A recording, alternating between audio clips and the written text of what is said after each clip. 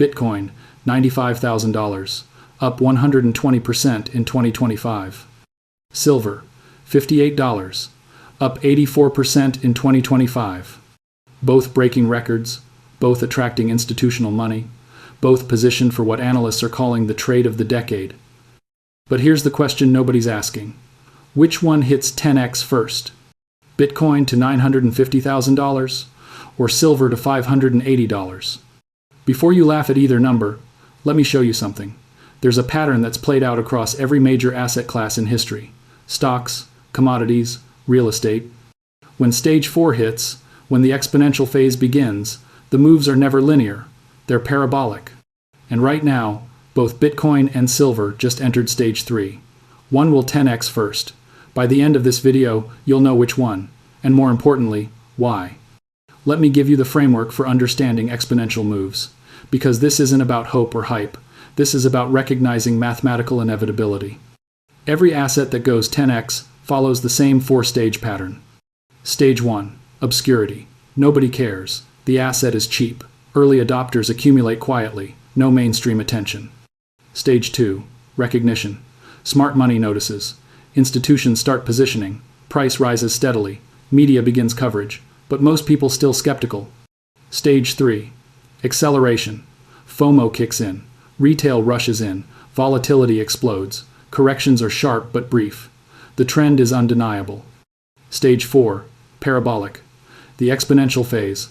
Price doesn't climb anymore, it detonates. 2x, 3x, 5x, 10x, in months, sometimes weeks.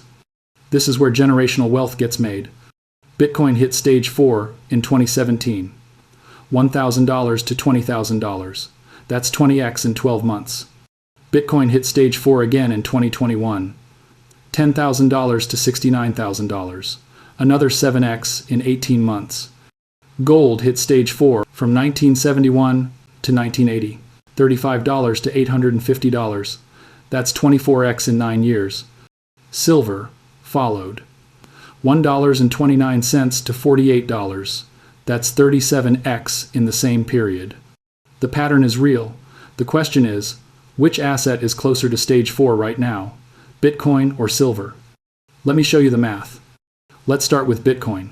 Current price around $95,000. For a 10x move, we need $950,000 per Bitcoin. Impossible? Let me show you why it's not. Bitcoin's market cap today, approximately $1.9 trillion.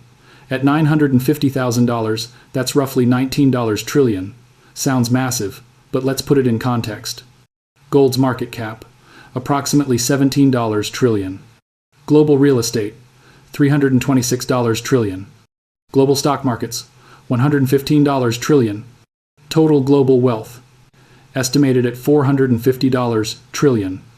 If Bitcoin captures just 4% of global wealth as a store of value, that's $18 trillion. We're already at $1.9 trillion. We're 10% of the way there. Now, look at the adoption curve. In 2020, 0 countries recognized Bitcoin as legal tender. In 2025, El Salvador and Central African Republic have adopted it. Institutional adoption has exploded. BlackRock's Bitcoin ETF, $30 billion in assets in less than 24 months, the fastest growing ETF in history. MicroStrategy, 528,000 Bitcoin accumulated. That's approximately $50 billion in Bitcoin holdings. Sovereign wealth funds, reports indicate Norway, Abu Dhabi, Singapore, exploring Bitcoin allocations. And here's the critical catalyst. The Bitcoin halving in April 2024 cut new supply by 50%. From 900 Bitcoin mined daily to 450. Supply shock already in motion. Historically, Bitcoin's biggest rallies happen 12 to 18 months after halving. That puts peak timing right now through mid-2026. The technicals are setting up. But here's Bitcoin's problem, and it's a big one. Bitcoin is pure monetary premium. It has no industrial use. No governments need it for manufacturing. No solar panels require Bitcoin. No electric vehicles consume Bitcoin. Bitcoin's value is 100% belief. Belief that others will want it. Belief that fiat currencies will fail. Belief that decentralization matters. And when the market gets scared, when liquidity dries up, belief evaporates fast. We saw it in 2022. Bitcoin crashed from $69,000 to $15,000. That's a 78% drawdown. Everyone who bought near the top got destroyed. Bitcoin can 10x, absolutely. But it requires sustained institutional buying, continued currency debasement, and zero black swan events. That's a lot of conditions. Now, let me show you silver. Silver at $58. For a 10x move, we need $580 per ounce. Let me show you why that's not only possible, but in my view, more likely than Bitcoin to $950,000. First, the supply deficit. This is mathematical, not speculative. Global silver mine production, 813 million ounces annually. Industrial demand alone, over 1 billion ounces. That's a deficit of 187 million ounces every single year. We're in the 5th consecutive year of deficit. Cumulative shortage from 2020 to 2025. Approximately 820 million ounces. That's an entire year of global production just gone. Bitcoin has programmed scarcity. Silver has actual physical scarcity happening right now. Second, industrial demand is exploding. Solar panels consumed 680 million ounces in 2024. By 2030, the International Energy Agency projects 400 plus gigawatts of solar annually. That's potentially 1 billion ounces just for solar. Add electric vehicles. Each EV uses 1 to 2 ounces. Global EV production expected to hit 30 million units by 2028. That's another 45 million ounces annually. Add 5G infrastructure, AI data centers, medical devices, defense applications. The Pentagon needs silver for missiles, guidance systems, electronics. Bitcoin is optional. Silver is essential. You cannot build the future economy without silver, and we're running out. Third, the paper market leverage. COMEX has approximately 244% open interest versus vaulted silver. That means 2.44 paper claims for every physical ounce. When contract holders demand delivery, when the paper market breaks, silver won't rise steadily. It will gap. $60 to $80 overnight. $80 to $120 in days. $120 to $200 in weeks. This isn't speculation. This is what happened in 1980. Silver went from $6 to $48 in 14 months. That's 700% in a year.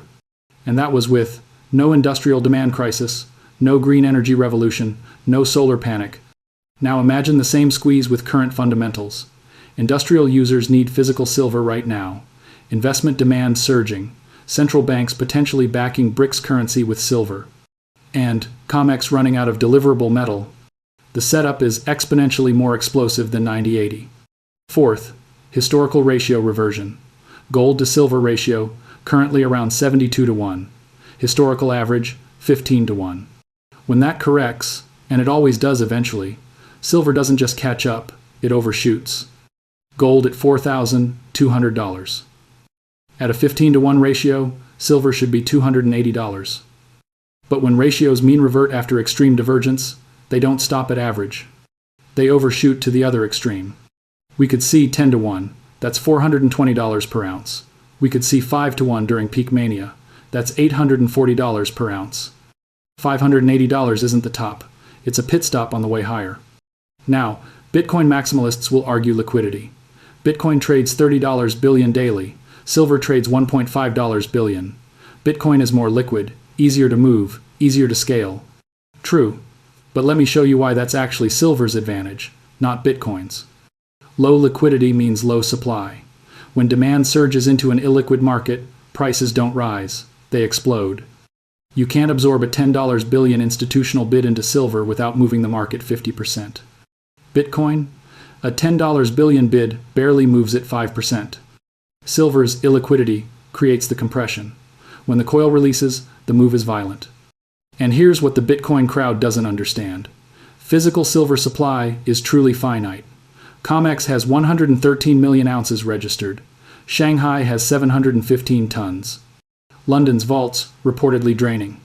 When those vaults hit zero, when physical supply disappears, price becomes irrelevant. You cannot bid on what doesn't exist. Bitcoin has infinite theoretical liquidity because it's digital. You can always buy more at some price. Silver, when the physical is gone, it's gone. No amount of money buys what isn't available. That's the ultimate supply squeeze, and it's coming. So which asset hits 10x first? Let me give you my analysis. Bitcoin's path to $950,000 requires multiple conditions aligning perfectly. Continued institutional adoption, no regulatory crackdown, sustained currency debasement, global liquidity expansion, geopolitical stability. Timeline: 3 to 5 years minimum, maybe 2027 to 2030 if everything goes right. Silver's path to $580 requires one thing: the paper market breaking. That's it. When COMEX faces delivery failures, when industrial users panic, when investors rush physical, the move happens fast. Timeline: 6 to 18 months, possibly mid-2026 to late 2027. Here's why I think silver hits 10x first. The catalysts are already in motion. The deficits are real, the vaults are draining, the tension is building daily.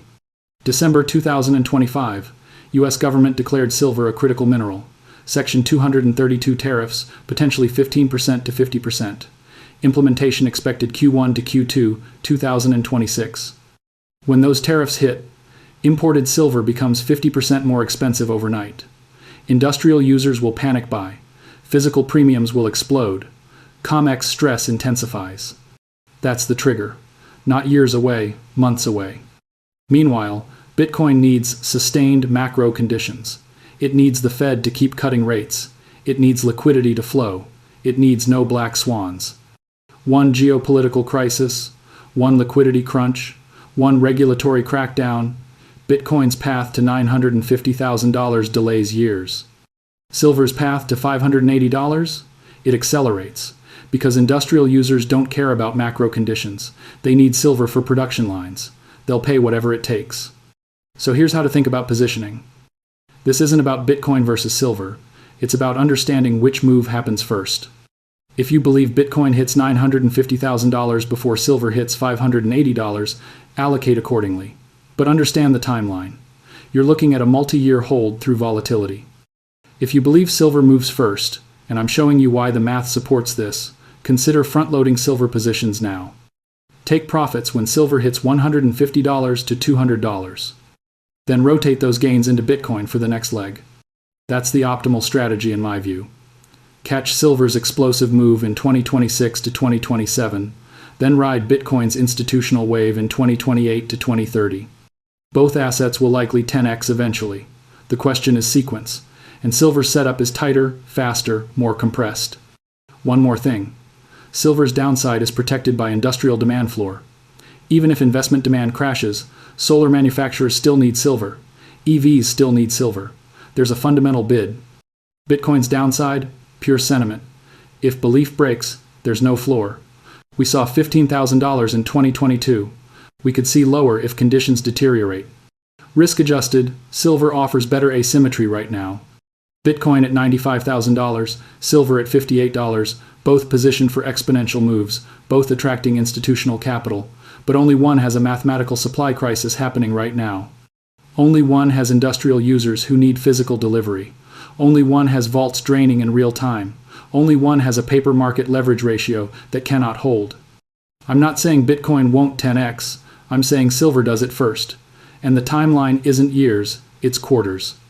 If this framework makes sense, if you see what I see, subscribe right now. Because the next video breaks down exactly which silver miners could 20x when physical silver hits $150. The company's positioned in the right jurisdictions with the right cost structures. Hit subscribe. The race to 10x is on, and the asset that moves first could set you up for the asset that moves second. Don't miss either move.